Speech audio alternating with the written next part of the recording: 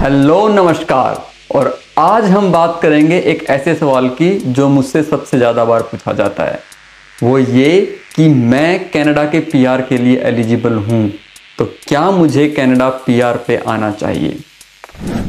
Although इस question का जवाब बहुत ही ज़्यादा सब्जेक्टिव है और आपकी पर्सनल प्रायोरिटीज़ और आपकी सिचुएशन और सर्कमस्टांसिस पे डिपेंड करता है। लेकिन मैं कोशिश करूँगा कि अगर आपने अनबायस्ड थिंकिंग के साथ इस वीडियो को पूरा देख लिया तो अंत तक आपको ये आइडिया जरूर हो जाएगा कि आपको अपनी सिचुएशन को कैसे इवेलुएट करना है। तो चलिए शुरू करते हैं। अब मैं ये मान के चल रहा हूं कि अगर आप डायरेक्ट पीआर पे आ रहे हो तो आपके पास एक डिसेंट टाइम का वर्क एक्सपीरियंस है। और मोस्ट केसेस में मैंने देखा है कि लोग ये सवाल इकोनॉमिक प्रोस्पेक्टिव से पूछते हैं, यानी कि कनाडा आने के बाद उनकी जॉब और उनका करियर सही ट्रैक पे रहेगा या नहीं। तो अगर ओवरऑल सेक्टर्स की बात की जाए तो ऐसे सेक्टर जो पॉपुलेशन ग्रोथ के साथ डायरेक्टली जुड़े हैं, ऐसे सेक्टर कनाडा में अच्छा ग्रो करने वाले हैं, क्योंकि इमिग्रेशन की तेज बढ़ने की वजह से कनाडा की पॉपुलेशन में भी तेजी से ग्रोथ हुई है। और ये सेक्टर हो सकते हैं health care sector, automobile sector, construction sector और फाइनेंशियल सेक्टर एज वेल। अब अगर आप इन सेक्टर में से किसी सेक्टर में काम करते हैं तो इसका मतलब ये नहीं है कि कनाडा आने के बाद आपकी सक्सेस गारंटीड है।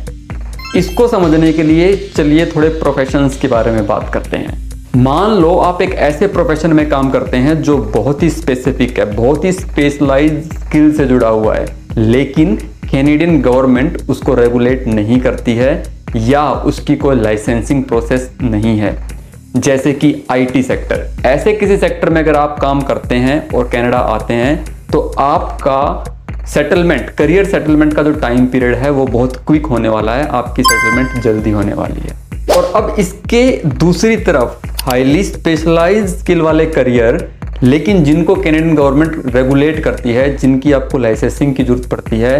For example health care sector के अंदर एमबीबीएस डॉक्टर या डेंटिस्ट की अगर हम बात करें, या फिर लॉयर्स की अगर हम बात करें, तो ये ऐसे सेक्टर्स हैं जहां आकर आपको उसकी कैनेडियन इक्विवेलेंसी के लिए पढ़ाई करनी पड़ेगी, उनके एग्जाम पास करने पड़ेंगे और यहाँ कैनेडियन लाइसेंस लेना पड़ेगा उस प्रोफेशन में काम करने के लिए। ऐसी स्थिति के अंदर आपका ये जो पीरियड है लाइसेंस लेने का, ये बहुत लंबा हो सकता है, 1 साल, 2 साल, 3 साल या कभी कभी 5 साल भी हो सकते हैं। और इस दौरान आपको कोई ना कोई दूसरे सेक्टर में जॉब भी करनी पड़ेगी अपनी लिविंग्स और अपने बिल पे करने के लिए, और साथ साथ में स्टडी भी करनी पड़ेगी। और इस दौरान आमतौर पे ऐसा देखा गया है, बहुत सारे लोग इंटरेस्ट लूज कर जाते हैं, उनका मोटिवेशन डाउन हो जाता है और अदर सेक्टर में अपना करियर बना लेते हैं। एक रिसर्च रिपोर्ट बताती है कि कनाडा में बहुत सारे डॉक्टर्स जो हैं वो ट्रकिंग में अपना करियर बना चुके हैं, या रियल एस्टेट में, या फिर टैक्सी में अपना करियर बना चुके हैं। चलिए थोड़ा और आगे बढ़ते हैं, बात करते हैं टीचिंग एजुकेशन सेक्टर के अंदर। अगर आपका कोर स्किल जो है वो टीचिंग का है तो कनाडा अगर आप आ रहे हैं तो आपको बहुत ज़्यादा रिसर्च करने की ज़रूरत है। पहले आपको ये देखने की ज़रूरत है कि कौन से कोर्सेज या कितना एफर्ट, कितना टाइम आपको करियर बनाने में लग जाएगा, क्योंकि टीचिंग सेक्टर में कनाडा आने के बाद आपका करियर सेटलमेंट का टाइम बहुत लंबा खींच सकता है। नेक्स्ट क्विकली बात करते हैं बायोलॉजी या लाइफ साइंसेस सेक्टर के बारे में। अगर आप एक रिसर्च में काम कर रहे हैं, अगर आप एक रिसर्च प्रोफेशनल हैं एग्रीकल्चर सेक्टर में, एनवायरमेंटल सेक्टर के अंदर, तो आपका करियर कनाडा के अंदर एक अच्छा और एक क्विक करियर हो सकता है।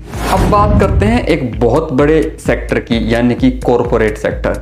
कॉरपोरेट सेक्टर में अगर आप जॉब ढूंढ रहे हैं और अगर आपका बैकग्राउंड ऑपरेशंस की जॉब संभालने का या एडमिनिस्ट्रेशन की और एचआर की जॉब का है, तो आपके लिए बहुत सारे ऑप्शंस कनाडा में खुल सकते हैं।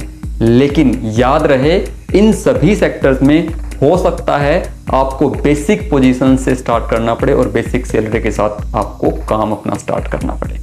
और जब इन सेक्टर में धीरे धीरे आपका कैनेडियन एक्सपीरियंस बनना शुरू हो जाएगा तो आपका करियर स्पीड पकड़ सकता है। और हाँ, सेल्स सेक्टर को हम कैसे भूल सकते हैं।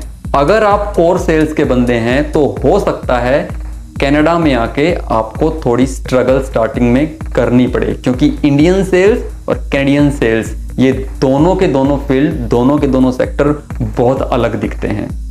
लेकिन once you are established in this sector in Canada, तो आपका करियर बहुत तेजी से ग्रो कर सकता है। इन समरी, अगर आपको कनाडा की डायरेक्ट पीआर मिल रही है तो इसको अपनी जिंदगी की सबसे बड़ी अपॉर्चुनिटी ना समझें, बल्कि डिसीजन लेने से पहले अपने फील्ड के करियर में रिसर्च करें कि आपको करियर बनाने में, करियर एस्टेब्लिशमेंट करने में कितना टाइम पीरियड लग सकता है और ये कितनी हार्ड वर्किंग प्रोसेस होने वाली है या कितनी स्ट्रेसफुल होने वाली है। और कमेंट बॉक्स में कमेंट करके जरूर बताएं कि आप किस प्रोफेशन से बिलोंग करते हैं अगर आप कनाडा आने की तैयारी कर रहे हैं। और हाँ, जॉब और करियर ही इकलौता रीजन नहीं है इमिग्रेशन का डिसीजन लेने में। Long term impact of immigration एक बहुत ही बड़ा टॉपिक बन जाता है जब भी आप इमिग्रेशन या किसी दूसरे देश में जाने की तैयारी कर रहे हैं। इस टॉपिक के ऊपर एक पूरे अलग वीडियो में हम बात करेंगे। और आपको लगता है कि अगर ये इंफॉर्मेशन आपके सर्कल में किसी के भी काम आ सकती है तो इस वीडियो को शेयर करना बिल्कुल मत भूलिएगा।